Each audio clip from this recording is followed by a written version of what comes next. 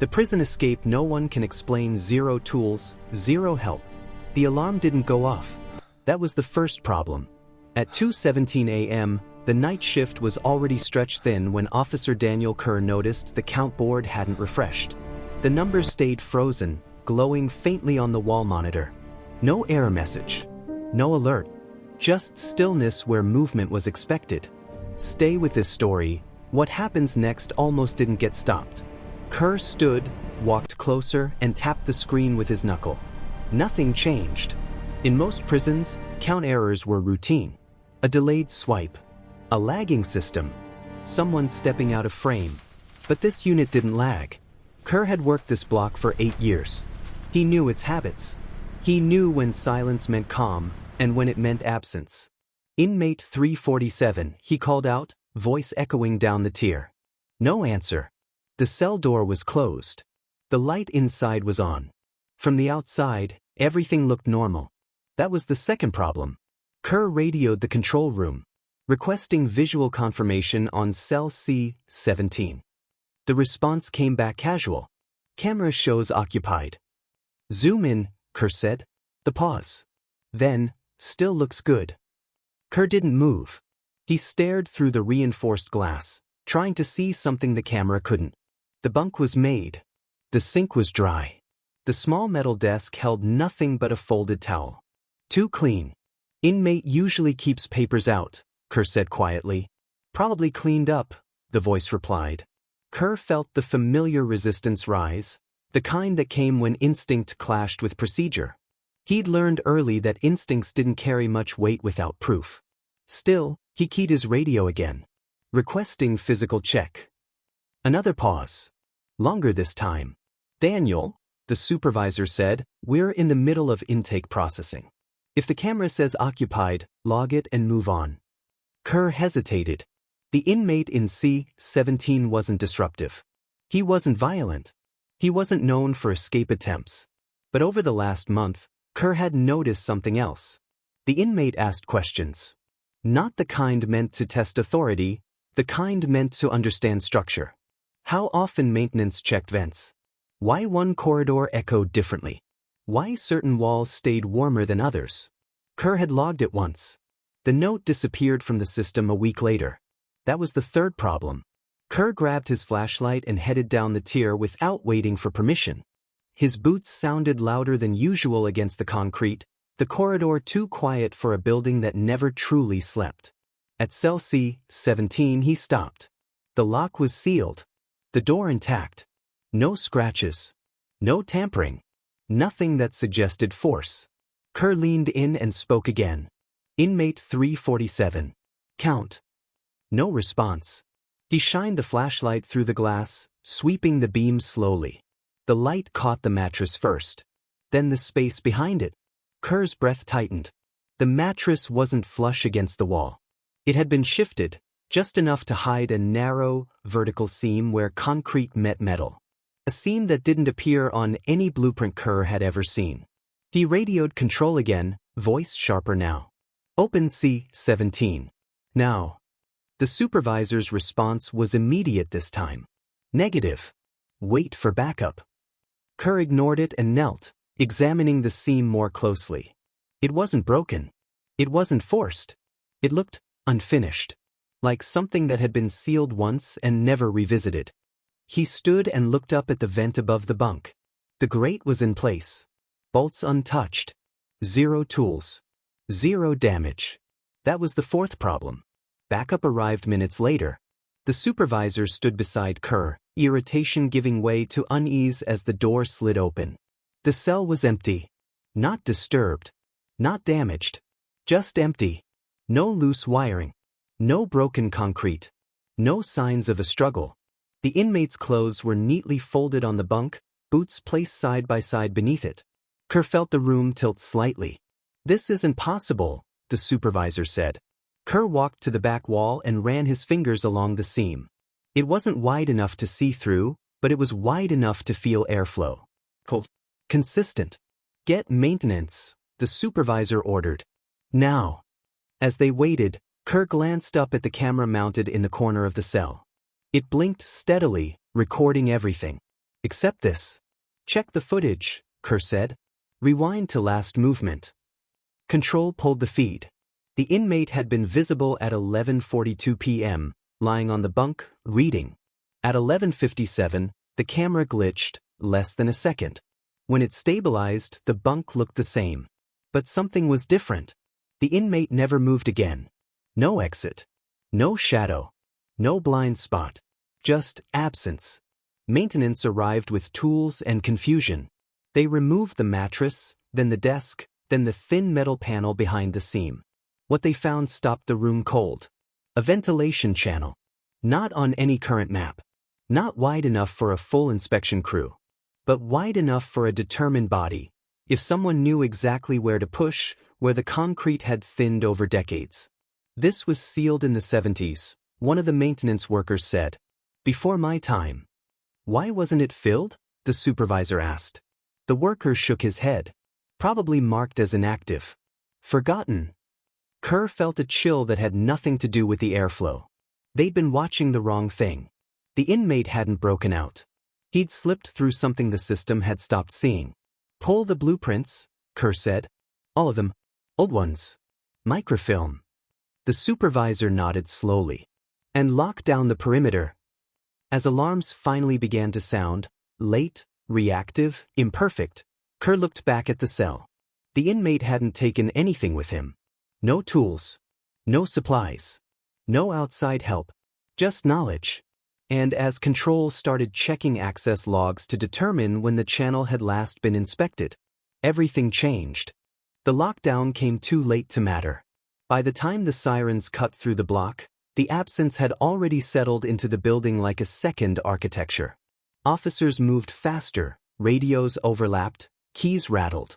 Procedures stacked on top of procedures, each one designed for a kind of escape that left fingerprints. This one hadn't. Daniel Kerr stood outside C-17 while maintenance sealed the opening with temporary plating.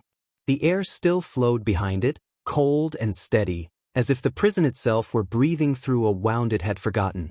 Control called for blueprints. Facilities sent over the current set first, clean, digitized, precise. C-block showed no ventilation channel behind C-17. No service access. No voids. Kerr asked for the older ones. The room went quiet when the microfilm arrived. The 1974 drawings were different. The walls were thicker on paper than in reality. A narrow exhaust channel ran behind a line of cells that had been decommissioned during a renovation that never finished. The channel was marked to be sealed with concrete slurry. There was no record that it ever was.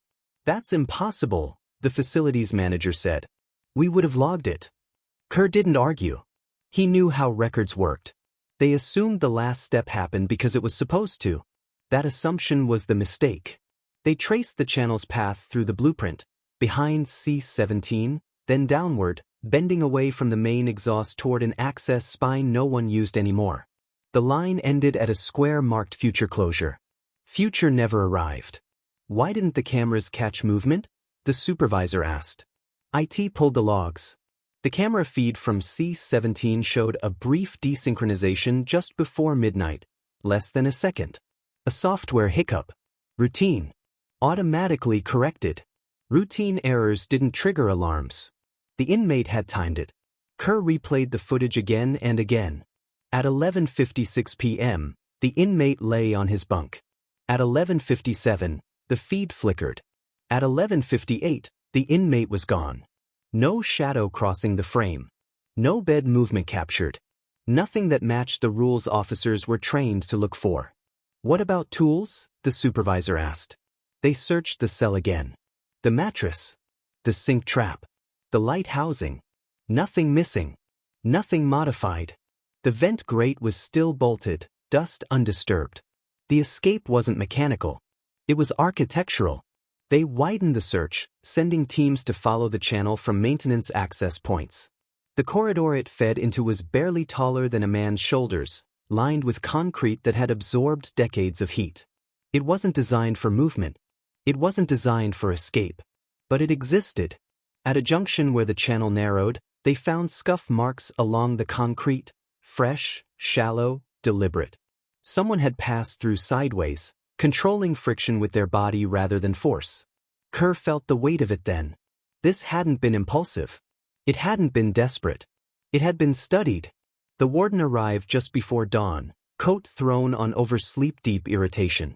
He listened, jaw set, eyes fixed on the blueprints spread across the table. "How long has that channel been there?" he asked. 50 years, facilities said. And no one noticed? No one was looking. They expanded the lockdown perimeter, but the outer walls were intact. The yard showed no disturbance. The razor wire was untouched. No sensors had tripped. The channel ended in a service shaft that fed into an old utility chase. From there, it connected to a crawlspace beneath the administrative wing, sealed from the prison side, unlocked from the building side. Unlocked because it was classified as non-security.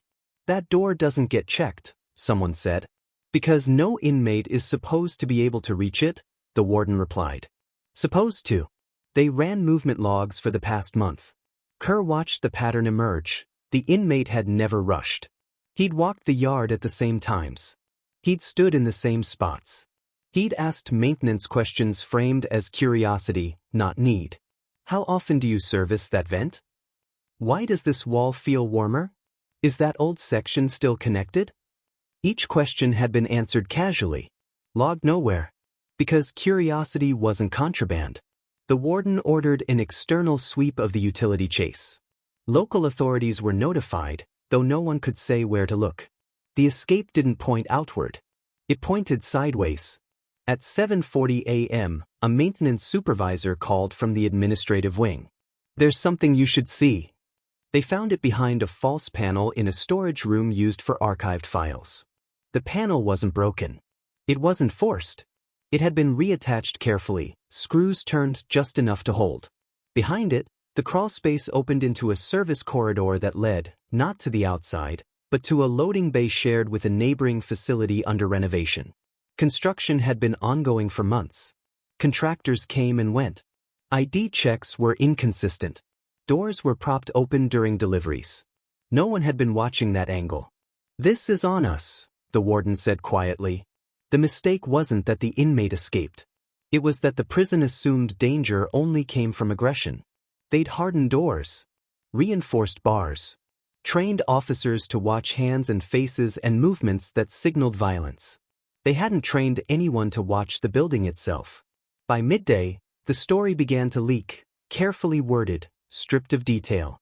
Inmate unaccounted for during count. No immediate threat to public safety. Kerr knew better. Not because the inmate was dangerous, but because he was precise. They reviewed the inmate's file one last time. Nonviolent. No escape history. No outside contacts flagged. But buried in the educational records was a note from years earlier, coursework in drafting. A certificate in building systems earned before incarceration. He hadn't needed tools. He'd needed memory. The warden ordered a full audit of the facility's original design. Every wall, every void, every future closure that had never been revisited. It would take months. The realization settled slowly, heavily.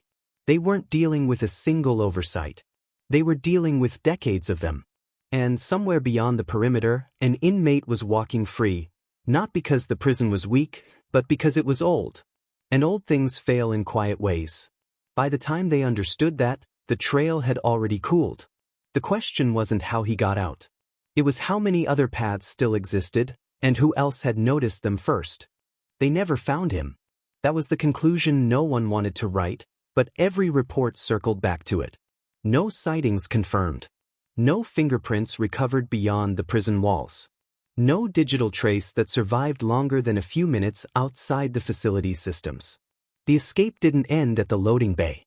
It dissolved there.